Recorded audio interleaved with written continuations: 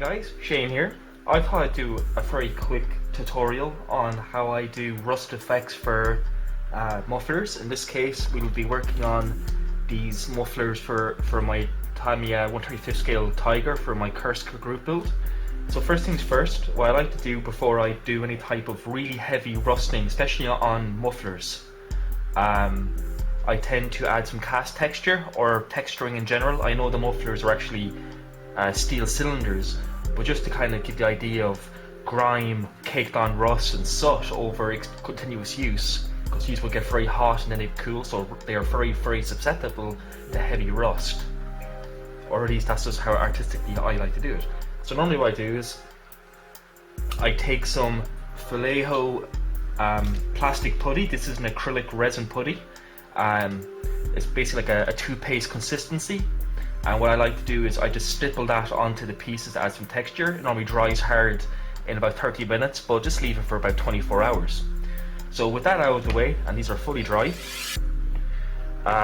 first things first, what I will be using to build up the rust colors. Rust, in my opinion, and how I like to do it, it's never just one color. It's always best to maybe have 3 colors to mix and just add a little bit of depth and interest to the piece. So first things first, I'll just talk about the paints I'll be using. So the base color I'll be using is Burnt Umber from the Vallejo Model Air range. And then on top of that, I'll be using Mahogany. You can kind of see the theme here of red, browns, and leather colors. I have Orange Rust. I'll be using this quite sparingly, but again, I'll talk you through what's happening as I do it. And I have Hull Red. Again, I might not use this too much. I might switch it out for like a red leather, which I'll probably end up using this color, which is red leather from the Model Air range. Again, it doesn't have to be these colors, but kind of red browns of different intensities and shades is the best way to go. Then a matte varnish. This is what I use for fixing pigments. Some people use pigment fixer, some people use white spirits, whatever your medium of choice is. And then for the actual pigments themselves, and so then for the actual rust texturing and effects, I tend to use AK Enamel Light Rush. It's rust. This is a wash. I just stipple that on. And then I have some ochre rust. Use this very sparingly, just to add a little bit of different color, and then some soot, as after all it is an exhaust. Okay, and then for the tools then, I have a few stirrers for mixing up some of the enamels. I can also start mixing some of the pigments together if I really want to do. That's also an option, depending on where your tastes lie. And 2 old brushes.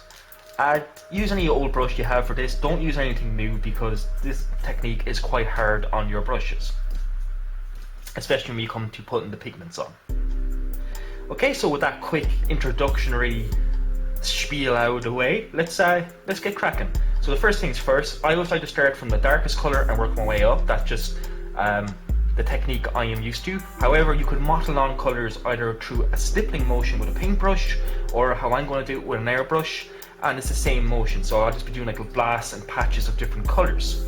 And like I was saying, if you don't have an airbrush, just take a brush like Yay, you can cut off the tip of it and stipple it on. It's very simple, and it will give you the same effect. If anything, actually the stippling motion might be slightly better, because the brush will give you a texture. So we're going to put down our first layer of Burnt Umber with the airbrush. My airbrush setting is at about 16 psi, and I'll hold it about maybe 6 inches away from my subject. And I'll keep my airbrush constantly moving. Alternatively, if you're brush applying this, you can use this the exact same sequence, just using a stippling motion with a stiff brush will give you a very nice effect.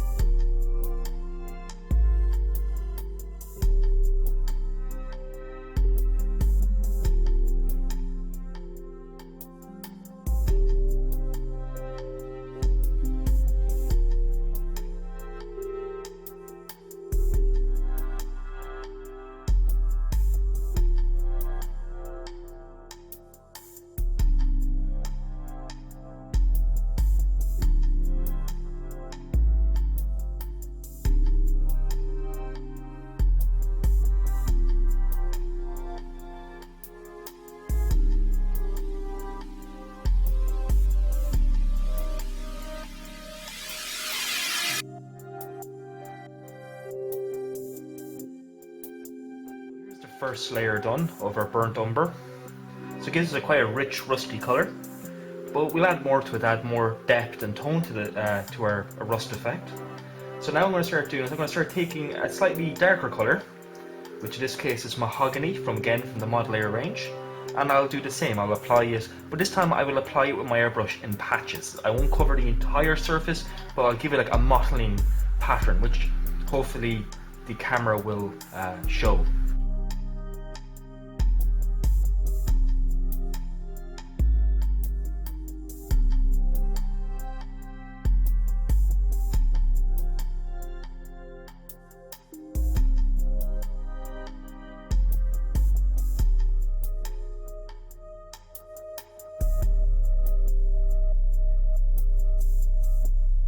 Coat of mahogany is dried, it's given us a far darker hue, giving us a very deep and rusty appearance.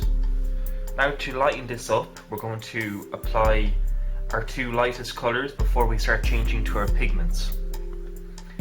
So I'm going to apply very sparingly Mod Layer Orange Rust, a tiny amount of this, can't stress that enough, and then in a stippling motion with a paintbrush I will be applying a small amount of model colour Red Leather, and then we'll be moving on to our pigments and our enamel filter. I'm going to start first with the Red Leather, and I'm going to apply this with a paintbrush, like I said, in a stippling motion. I'll take special care not to overload my brush with paint, as you can see, or if I bring my brush down a bit further, there is very little paint on my brush. And I will just quite simply stipple the colour onto the model in a quite randomised fashion. Build it up in places where I think it's needed.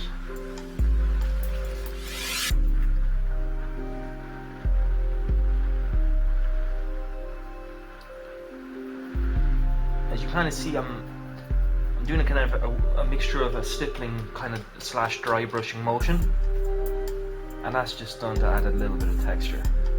This is to simulate new wear and tear and new rust on the exhaust muffler.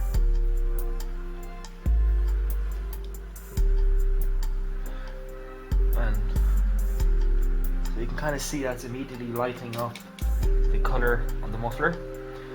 And it's up to yourself how much you want to add or how little you want to add.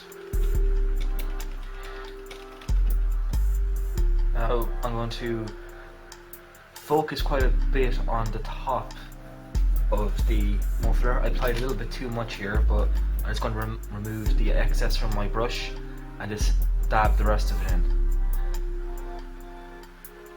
And there's still enough contrast showing through the bottom or the bottom layer of paint to give us contrast, which is important. It helps bring everything together and adds visual interest to the model.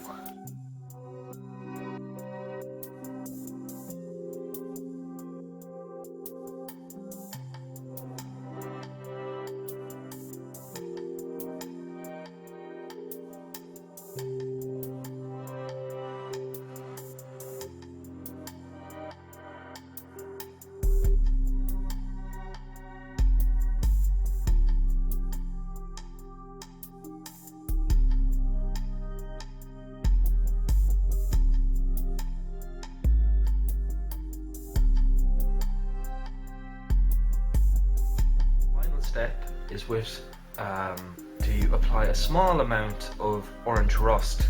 Since this colour is quite jarring, I'm actually going to just apply small amounts of it.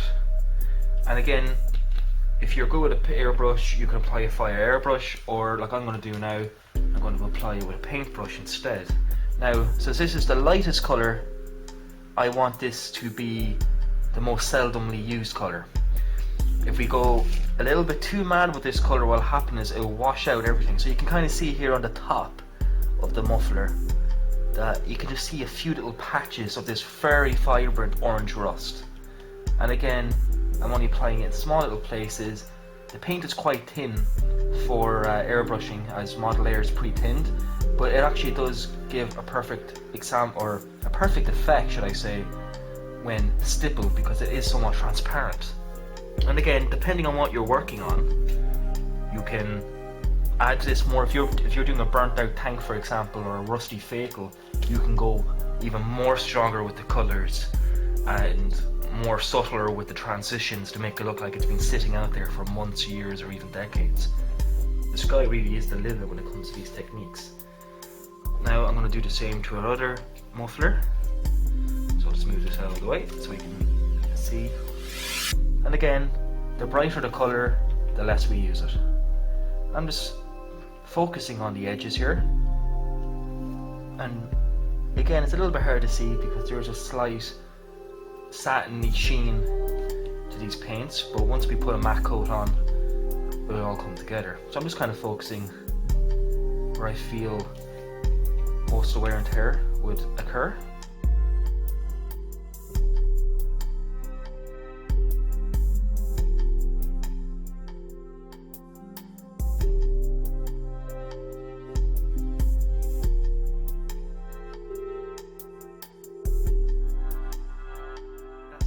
Nice and simple, and we have a nice, very not intense, but subtle, but vibrant, rusty effect. It stands out, and again, by just adding several layers of this at a time, we can build up, we can change the intensities. It gives us a lot of flexibility as model makers. Now what I'm going to do is I'm just going to allow this to dry. Since this is an acrylic, it should dry quite quickly, which is great. And then I want to give it just a brush applied matte varnish coat. And then the final step will be applying smoke or soot effects. In this case it's soot. However, you can use a black chalk pastille here to achieve the same effect if you have it. I also might come around and apply some AK enamel rust effects, like a pin washer and some of the rivets and what have you. I won't go too crazy with this because it's not necessary if the texture is done right, and I'm quite happy with the paintwork. Welcome back. So now that we've allowed our coats to dry, we can kind of see that it has taken shape, and we have a very rich yet in-depth rust effect. That's what we want. So now we're going to start adding soot to the model, or to, I can call them the model, to the mufflers. After all, it is an exhaust stack, so it's going to get quite sooty. So in this case, we're going to be using AK Smoke. Fix our pigment to the model, I'm going to be using some matte varnish. Some people use white spirits or model fixer, depending on what type of fixer or fixing agent you're using. If it is solvent, ensure that you gloss coat your muffler several times, or the solvents will attack the acrylic paint. As I'm using an acrylic matte varnish for my pigment fixer, I don't have to worry about that. So I'm just going to apply a coat of varnish to where I want the soot to be the thickest. So I'm just going to take my brush and just paint and dab it on. Now I don't want to go too mental with this.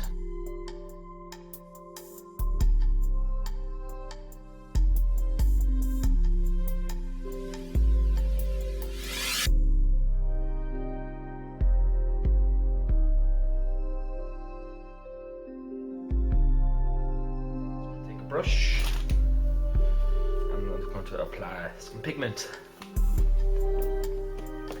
It's only that much. Just tap off the excess from my brush, and I'm just going to dab on. And again, I don't want to fill all the detail with soot, so I'm being a bit sparing on where and how I apply it. And again, if you want this thicker, you can keep coming back with subsequent layers and really build it up if you so want.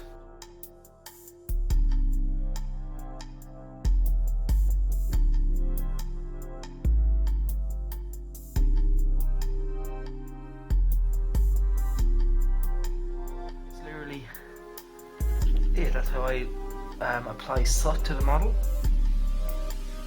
Just quick note, I didn't totally soot up the top of the exhaust muffler because I kind of want to see the rust effect coming through there. And then it's exactly the same for the second muffler.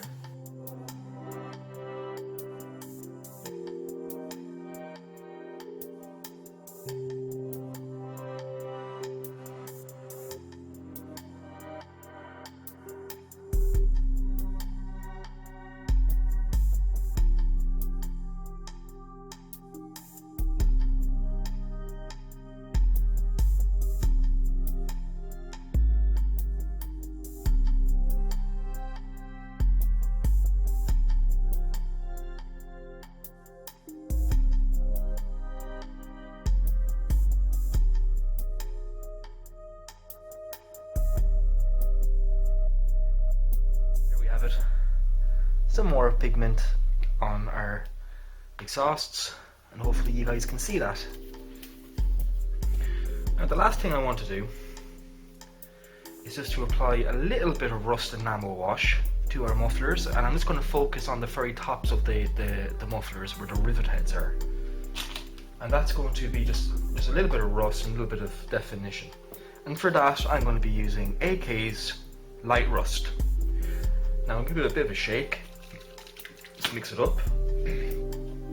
Better yet, I have a stir, so I'm just gonna take an old brush.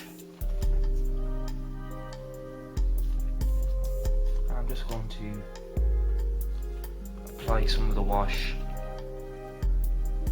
Basically, I'm just going to do some little pin washes of rust around the rivet heads on the heads of the smokestacks. Again, this is totally optional, but I just feel it might add a little bit of definition to the model, and that is what we want. And there we have it. Again, it's very subtle and not noticeable, but that's what we want. You could even come back with a pencil and edge it to show a bit of metal wear and tear if you so wish. So I'm going to apply a little bit of rust effects to the rivets on the other exhaust muffler. Once that's all dry, then we're going to matte coat our mufflers, and then this tutorial is done. Quick word of note, from the way we have our pigments applied, and especially if you don't use a fixer and just dust your model, if you brush paint your varnishes, I strongly recommend that if you have dusted your model without any type of fixer onto your model, spray varnish your model to seal it. If you try to put a brush over it, you'll reactivate it and you'll pull it everywhere. Just in case you're a little bit new and unsure how best to go about sealing your model once it's all pigmented up. The less contact you have with the model at that point, the better. Okay, so I'm just going to continue just adding a bit of rust to these bolt heads, and I'm just going to give everything a matte coat once it's dry, and we'll have a look at the finished result. Thanks very much, I'll catch you in a minute. So there you have my quick and easy tutorial on how I do rust. It's quite a very basic technique, but I think it works pretty well for most jobs, especially just for things like mufflers and that, where they're not the main focal point. Whereas if you're doing something like a rusty fake or a burnt out tank, whatever, then you'd have to maybe invest a little bit more time to build up the subtleties in the texture and contrast. But for this, I hope this technique will inspire you to try it yourselves and maybe add your own stuff to it. If you have your own ways of doing it, please leave it in the comments of this video. I'd love to have a read and see how you guys do it. So as always, happy modeling, stay safe, and watch out for those buses. Bye bye.